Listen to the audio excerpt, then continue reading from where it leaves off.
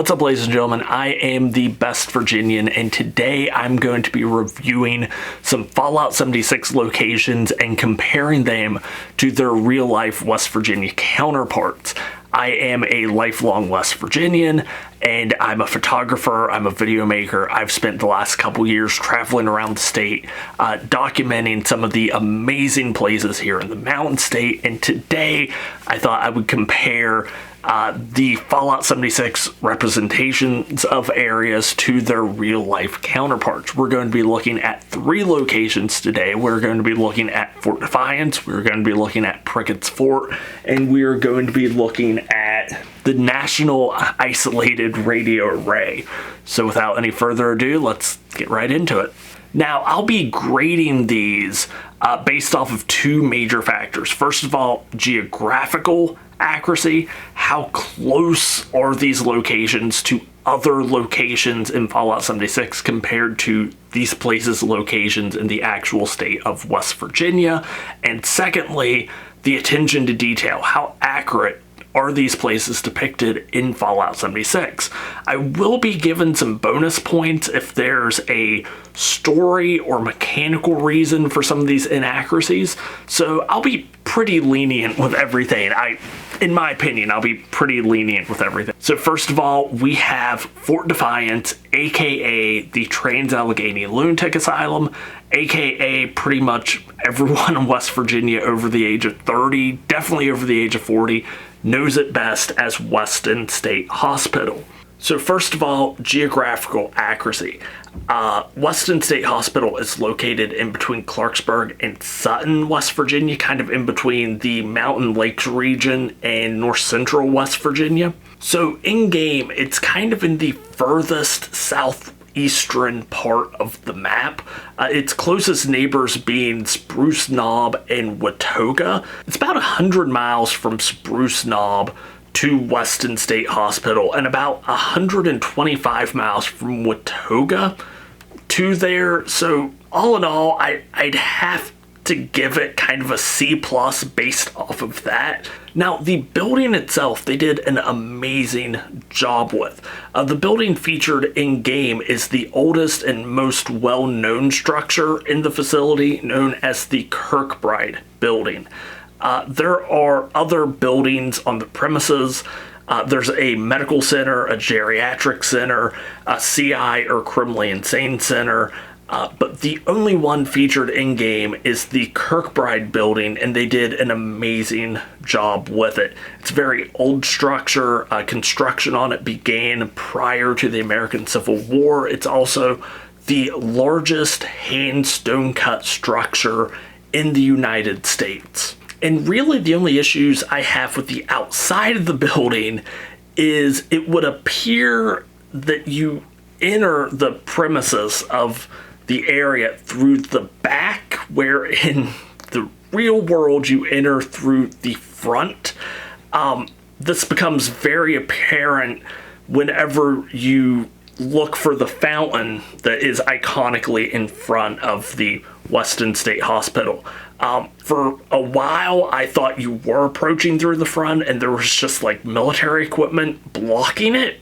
But if you walk around to the front of the building, the fountain does appear in-game, so it would appear like the whole building has kind of been rotated 180 degrees for whatever reason. And another minor detail that was overlooked is if you look at the clock tower, there are 4 clocks, one on each side of the clock tower. At the real-life Weston State Hospital, there's only 3 clocks on the 4-sided clock tower. There isn't one in the back. Early on when it was constructed, really the only thing behind the building was farmland where the patients would work. And because of that, the local kind of history for it is by not putting a clock on the backside, they could get an hour, maybe an extra 2 hours out of their workers. More likely, though, it was just left out as a cost-cutting method because the majority of the people who actually looked at the clocks were people who lived and worked in the town of Weston. Overall, I give it a solid A-. I think overall grade, I would give it B+. Definitely good representation as far as how it is depicted. Geographically, not so much.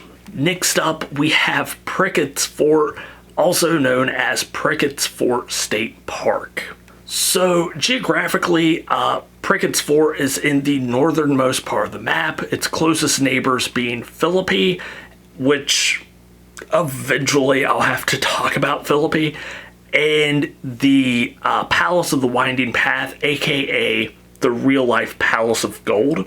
So there's about 45 miles in between Pricketts Fort and Philippi, West Virginia. And to the Palace of Gold, that's about 2 hours. So geographically, I give it a B. It's definitely doing better than Fort Defiance, but still not great geographically. Now, I wish I could deduct some extra points because the town that Pricketts Fort is located in here in West Virginia is a town known as Fairmont.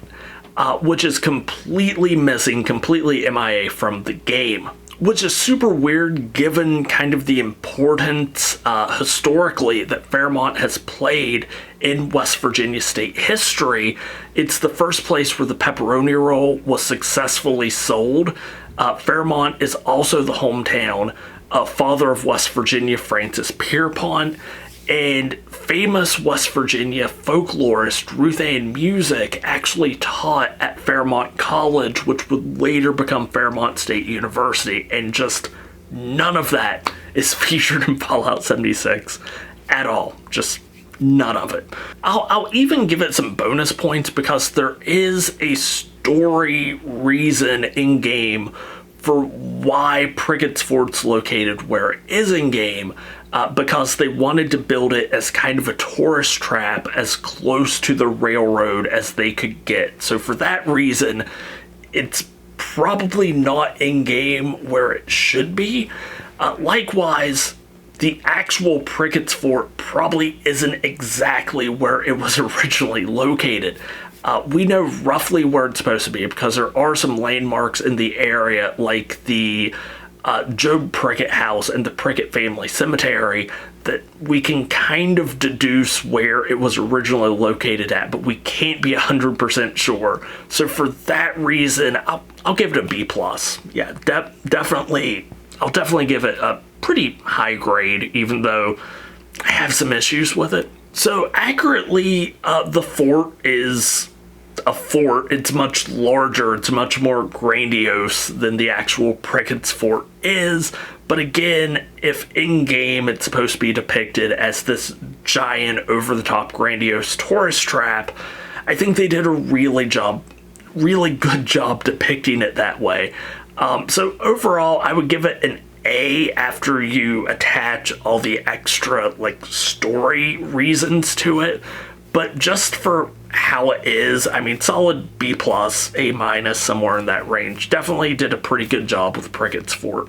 Lastly, we have the National Isolated Radio Array, which is based off of the real-life Green Bank Observatory here in West Virginia. So just like a week ago, I was having to explain to someone, they asked me, like, what was up with the National Radio Quiet Zone. I was like, oh, that's where the deep space radio telescopes are here in West Virginia. And then they had to ask me about the deep space radio telescopes and what they're doing in West Virginia.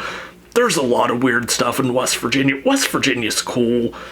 Why would they put cool stuff anywhere else? I mean, so in-game, the closest neighbor to the National Isolated Radio Array is Snowshoe, which the real town that this place is located in, Green Bank, West Virginia, is only about 16 miles from Snowshoe Resort. So I'm gonna have to give that an A+. Like, that's about as closely accurate as you can get between the real world West Virginia and Fallout 76. And they also did a really good job with the area. It's set up pretty well. You have the main satellite, no doubt, is based off of the real Green Bank radio telescope. You also have several small satellite dishes around the area, while a couple real Green Bank Observatory structures are missing, such as, they have administrative buildings, lab buildings, even a visitor center. Fallout 76 does a really good job at capturing not just the essence of the area, but the scale of the Green Bank radio telescope. It is a massive, kind of jaw-dropping structure. I had the opportunity to see it last summer, and it's just this giant satellite out in the middle of a field. So I'll have to give a solid B+ for that. The only thing I don't like about it in Fallout 76 is there's only like one mission attached to the area. They did such an amazing job capturing this location and putting it into a game, and then you spend almost no time whatsoever there, which is kind of infuriating at the end of the day. We might see some extra stuff added to it. I really, really hope we do. But yeah, if you ever find yourself in the area, definitely go check out the Green Bank Observatory in the eastern part of the state of West Virginia. So I hope you enjoyed that. I hope you enjoyed seeing some of the comparisons between Fallout 76 and real life West Virginia locations. If you did, definitely recommend some other locations you would like to see me do this with. And if you haven't yet subscribed to the channel, I bring you West Virginia history and travel videos, occasionally delve into true crime, occasionally delve into the paranormal. Might be doing some more videos like this in the future if it's something that interests you. But until next time, don't forget to stay wild and stay wonderful, and I'll talk to you later.